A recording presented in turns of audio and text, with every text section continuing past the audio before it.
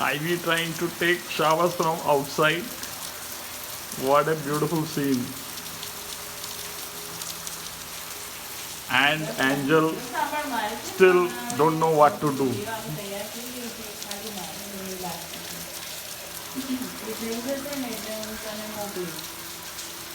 પછી તું બી જોજે ને મમ્મીને બી બતાવવાનું.